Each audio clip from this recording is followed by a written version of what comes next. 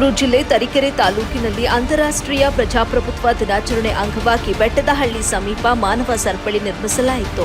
ಮೆಸ್ಕಾಂ ತರೀಕೆರೆ ಉಪವಿಭಾಗದ ಎಲ್ಲ ಅಧಿಕಾರಿ ಮತ್ತು ಸಿಬ್ಬಂದಿ ವರ್ಗ ಹೋಟೆಲ್ ನಿಸರ್ಗ ಬೆಟ್ಟದಹಳ್ಳಿ ಸಮೀಪ ಮಾನವ ಸರಪಳಿಯಲ್ಲಿ ಪಾಲ್ಗೊಂಡಿದ್ರು. ಈ ವೇಳೆ ಸಂವಿಧಾನ ವಾಚನ ಮತ್ತು ನಾಡಗೀತೆ ಹಾಡಲಾಯಿತು. ಕಾರ್ಯಕ್ರಮದಲ್ಲಿ ಸಹಾಯಕ ಕಾರ್ಯಪಾಲಕ ಅಭಿಯಂತರಾದ ಮಂಜುನಾಥ್, ಅಜಯ್, ಗುರುಪಾದಪ್ಪ, ಮಂಜುನಾಥ್, ಲೆಕ್ಕಾಧಿಕಾರಿ ಮೋಹನ್, ಗಂಗಾಧರ್, ರಾಜಪ್ಪ, ಅರವಿಂದ್, ದಿಲೀಪ್, ಮಸೂದ್ ಅಹಮದ್, ಶಿವಮೂರ್ತಿ, ಚೆಲುವ, ರಂಗನಾಥ್, ಕೃಷ್ಣಪ್ಪ ಮತ್ತು ಎಲ್ಲಾ ಸಿಬ್ಬಂದಿ ವರ್ಗ ಪಾಲ್ಗೊಂಡಿದ್ರು.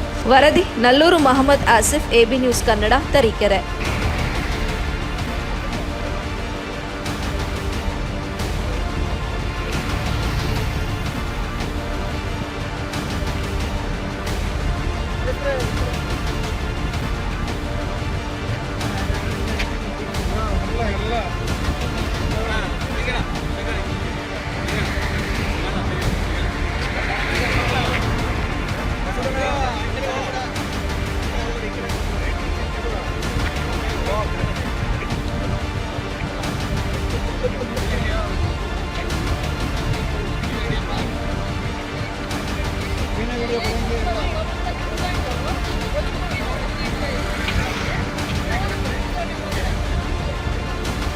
ಬೇರೆ ಏನು ಮಾತಾಡಂಗಿಲ್ಲ, ಇಲ್ಲಿ ಬರೀ ಕಾನ್ಸ್ಟಿಟ್ಯೂಷನ್ ಬಗ್ಗೆ ಮಾತಾಡಬೇಕು.